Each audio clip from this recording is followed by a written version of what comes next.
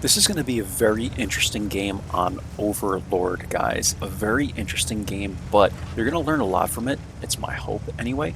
And I'm going to show you how you can deal with this map as a light tank and how you can get a really good score overall, because it's not a super easy map for a light tank. I say this with most maps, but this is one of those maps that's very just dry for light tanks. And what I mean by that is there's just nothing to do early on in the game like on other maps, right?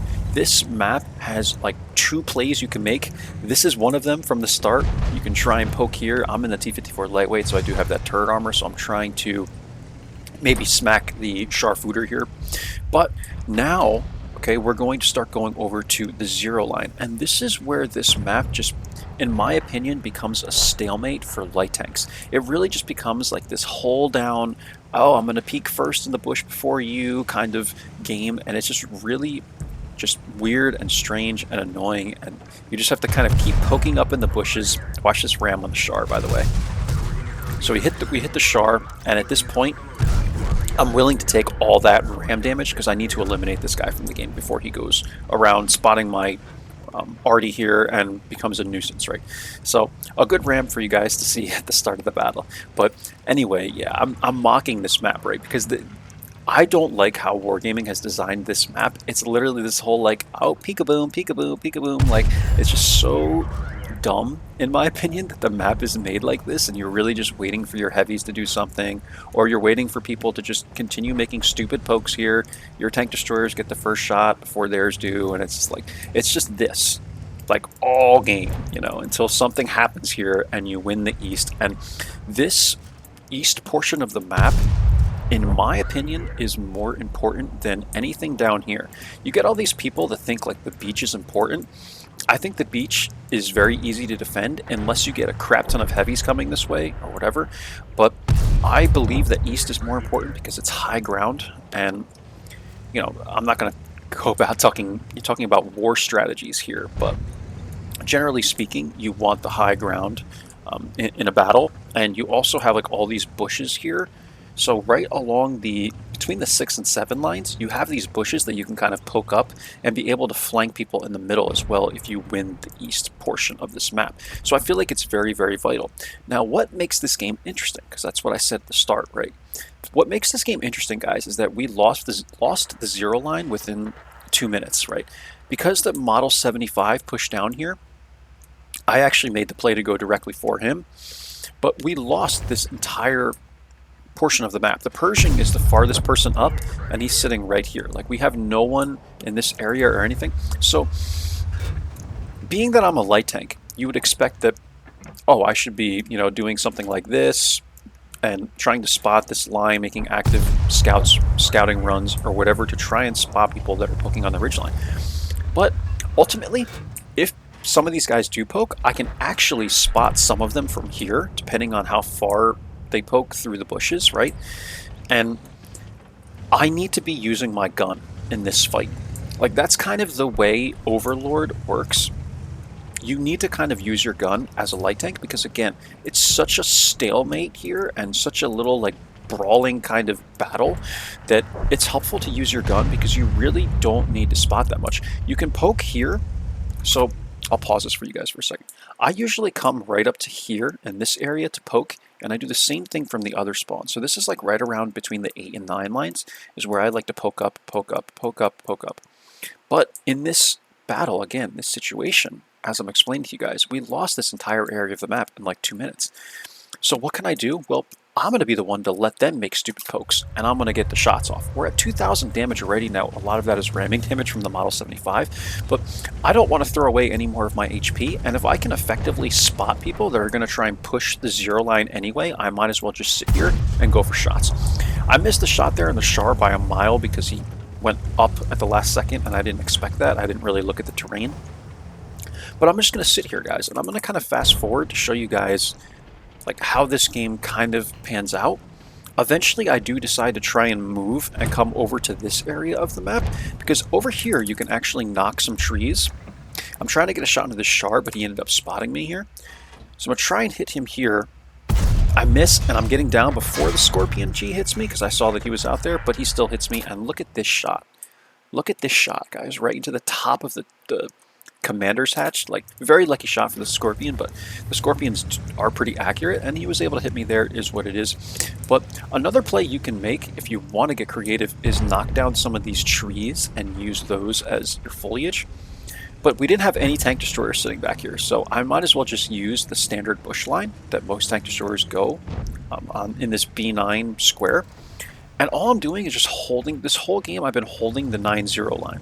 That's all I want to do, because I don't want people getting back here to this A0 corner. Because what happens when people take A0 is they come running through here, they'll take A0 and then they can sit in this corner like indefinitely until someone pushes you, and they'll poke up in these bushes, they can poke up here, and they'll have all these shots going at people in this area, and that's kind of what can win this game, at least going south to north. I think it's a little more challenging if you're going north to south, because the way the map works is just a little bit different over here. I feel like there's a few more ridge lines and buildings that kind of block your shots going like that, but you can make that play, right? But over here you do have, like, I just feel like they want it to be mirrored. Wargaming wants it to be mirrored and look similar, but I feel like over here it's just more open than on the south side of this map, and you have easier shots if you are to take A0. But again, from K0 you can do pretty much the same thing, and that's kind of how it works. Like, in my opinion, maybe you guys have seen different things, but east is just vital on this map, and I can't emphasize that enough. So that's why I'm holding 9-0. I do not want the enemies to take 9-0, and we are able to pretty much hold it successfully. I'm able to clean up the Sharpshooter there. I'm just waiting for him to make a stupid poke, and that's all it is. And now finally we're going to start advancing. I'm loading HE for the Scorpion, seeing if I can get a shot into the Scorpion. It's not looking like the right angle because this hill is a little too high, and you'll notice this if you ever poke here. It's kind of challenging. Super Hellcat's over here, and now Pershing is getting wrecked and tracked, and I'm going to come over here. I'm going to try and help him out. I want to try and do something for this guy, but I'm like, I don't think I can really help him, man. Like, I want to, but it would leave me in harm's way, and I'm only at 197 HP after the whack from the Scorpion. So at this point, I have to say, Pershing, I'm sorry, my man, but I gotta leave you here to die, because there's just nothing I can really do for you. And then I see the Super Hellcat poking again. I'm like, maybe I can have an angle like the ISU here, but the ISU ends up taking that shot, so I know he's gonna pull down anyway. And just a lot going on here, guys, a lot to talk through. But ultimately what ends up happening is we kind of get we take the middle of this map, and it's 9-7, we're up by HP, and I'm realizing that it's basically just these two guys over here, and that's it. So I'm going to poke up in this bush, I'm going to wait for one of them to poke, the Super Hellcat pokes again, we're able to clean him up, and now I go through here, and very, very likely it's the Scorpion that spotted me. There is a perk that you can take that will allow you to spot people for 3 seconds after you die. I highly doubt the Super Hellcat had this, but it is a possibility. However, I believe it's the Scorpion that's spotting me. I'm like 98% certain, and sure enough, he's poking in that bush, and it's just kind of a sloppy way of spotting him, right? I probably should have just waited a few seconds and then poked into this bush, but I like to keep my speed because I saw that these guys were pushing in. So if I keep my speed up, you know, I make this little circular motion here, I make this turn, and then we end up spotting the Scorpion as I'm coming out like this, which leaves me open to a shot from the Scorpion. So I don't suggest you do this, but now that I'm at full speed, I can run right over this hill and keep going, right? And that's kind of my plan. But what I actually want to do is see if first I can spot the arty without getting lit myself. So I just stop for a second, or rather not spot the arty, but not get hit by the arty, right? Because he's over here, but then he ends up getting spotted like right here by the 50 TP or whatever. So I'm like, all right, everyone just goes in, and all three of these guys have been lit, and they're all right here. So always be looking at the map, guys. You can do 2 + 2 = 4 type of equations in your head. Like when you see 3 people are lit and all those 3 people are right here, like there's no reason for you to be dilly-dallying anymore, so just go right for them. And that's what we did. But anyway, we're able to take a shot into the WZ-111. I'm not even lit here because I get a little fancy with my bushwork there, and now I'm just going to go like around this way, try and YOLO the KPZ, and I do so. Right here, come running through here, take a shot to him, and I'm going to dive kind of behind him. I'm going to slide in behind him here. Wargaming has to put a little rock here that prevents me from just driving right through here normally. But hey man, it's the way that map works. What am I can't complain about this. But in any case, guys, I hope this helps you on Overlord. I know this is a bit of a kind of a sloppy video because there's just so much to talk about as this game was going on.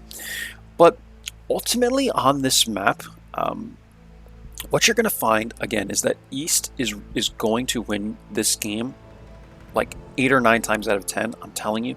You might have seen some different things, but East almost always wins this game just because it's the high ground and it's better. And if the team knows how to use it, like you're going to win, right? I'm telling you, just trust me. Up until that time where you can actually run down the 9-0, I suggest you poke right where the Crusader is just about, and do the same from the other side. So right here on the map, again, this is about F9 square or so, F8, F9, and then like E8 and E9. Poke in this area right here continuously. You can try and make the play that I made at the start in E5 to, you know, take some shots of people going like this, which is right here on the map. They'll come up like this, and you can hit them from right here. Right here in this area, you get that crossfire. And then just stay alive until the time comes where you either have to retreat or advance. Just stay alive, continue to poke it. If you're being outspotted by an even 90, I suggest that you, or something like that, you know, just don't even poke anymore, man. Like honestly, you can try and come here and work the 0 line, but the thing with the 0 line that I don't like is that there's a roadway here, and if you dive into the roadway, it's very easy to get YOLO'd because whoever goes into this roadway is now safe. So say a G-Sor came up over the top of this mountain, well, he now can clip me out for, what is it, they do like 1500 damage in one clip.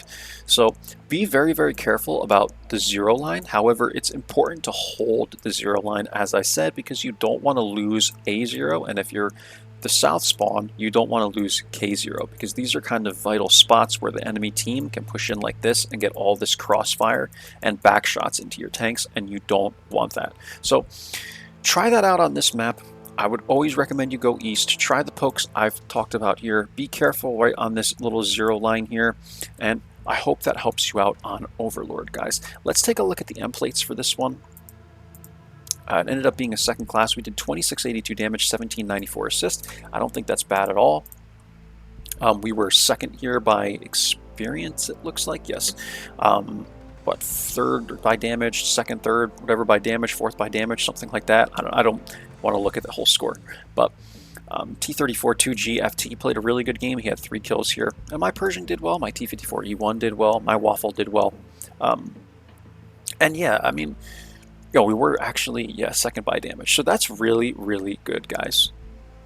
Like, even though I'm in the T-54 lightweight, and this was a tier 7, I think it was an 8-9 game. There were no tier 10s. I'm very, very happy on Overlord doing 2600 damage and the T-54 lightweight. Like that's a really good damage number for me on this map, because again, I'm telling you, this map can really become a stalemate, and it's tricky. So if you enjoy this kind of content, guys, do subscribe. It really helps me out. Again, I hope this is informative for Overlord. I apologize. It's kind of a long, somewhat sloppy video in terms of commentary, but I hope you enjoyed nonetheless. Do like, comment, and share it, guys. That all helps the video get recommended more, and it helps me out, and I'll catch you for the next one. Take care, guys. Bye-bye now.